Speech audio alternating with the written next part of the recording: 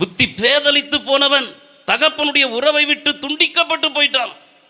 புத்தி பேதலித்து போனவன் பன்றிகள் நடுவில் இருந்துகிட்டு என்ன தின்றான் அவனுக்கு தெரியல, என்ன குடிக்கிறான் அவனுக்கு தெரியல. ஏன்னா புத்தி பேதலித்து போய் இருக்கிறது, விழுந்து கிடக்கிறான். இன்றைக்கு வார்த்தையே என்ன அப்படின்னா, ஆவிக்குரிய எழுச்சி ஆண்டவர் நம்முடைய வாழ்க்கையில எதிர்பார்க்கிறார். நாம் எழும்ப வேண்டும் என்று கர்த்தர் எதிர்பார்க்கிறார். நீ எங்க விழுந்து கிடக்கிறியோ அந்த இடத்திலிருந்து எழும்ப நீ எழும்பணும்னு சொல்லி விருப்பப்பட்டா அவர் எழுப்பி விட கர்த்தர் வல்லமை உள்ள தேவன்.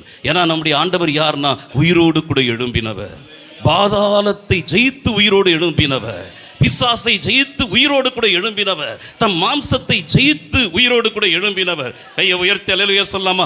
அவர் எழும்பினபடியினால நம்மையும் எழும்ப வைக்க அவர் வல்லமை உள்ள தேவன். எத்தனை பேருக்கு நான் சொல்றது புரியுது?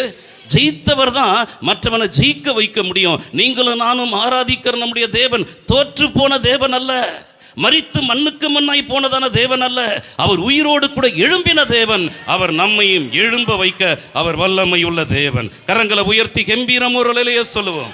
அப்போ இந்த இடத்துல இளைய மகனுக்கு புத்தி தெளிந்தது.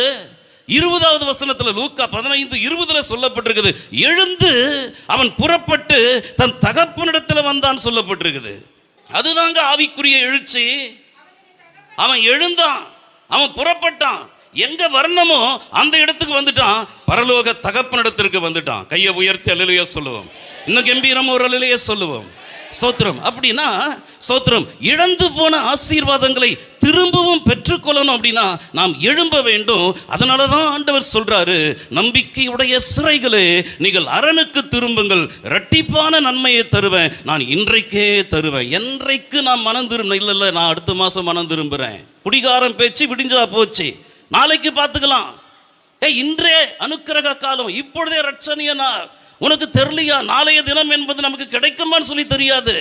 இப்போ இன்றைக்கு இந்த உபவாச ஜபம் எதற்கு அப்படின்னாக்கா, நாம் இன்னும் கர்த்தருக்கு நேராக கர்த்தருடைய சமீபத்தில் வர வேண்டும் என்பதற்காக தான் இந்த வாய்ப்பை கர்த்தர் நமக்கு அருமையாக ஏற்படுத்தி கொடுத்து. நிறைய பேர் அதை மிஸ் பண்ணுறான். ஆனால் ஆண்டவர் நமக்கு அந்த ஏவுதலை கொடுத்து, சிமியோன் என்கிறதான ஒரு தேவ மனுஷன் ஆவியானவருடைய ஏவுதலோடு கூட தேவனுடைய ஆலயத்துக்கு போனான் என்று வேதத்தில் சொல்லப்பட்டிருக்குது. அப்போ ஆவியானவர் நம்ம ஏவ துவக்கி இந்த ஜபத்துக்கு போ அப்படின்னு கர்த்தர் நம்மை கொண்டு வந்திருக்கிறார். ஏன் என்று சொன்னால், நாம் இழந்து போன நன்மைகளை இரட்டிப்பாக பெற்றுக்கொள்ள வேண்டும், அது இந்த நாளிலே பெற்றுக்கொள்ள வேண்டும் என்று கர்த்தர் நம்மிடத்தில் எதிர்பார்க்கிறார். உங்களுக்கு விருப்பம் இருக்குதா? அவர் கொடுக்க தகப்பன் கொடுக்கறதுக்கு வழி மேல விழி வைத்து ரெடியா காத்துட்டு இருக்கிறான்.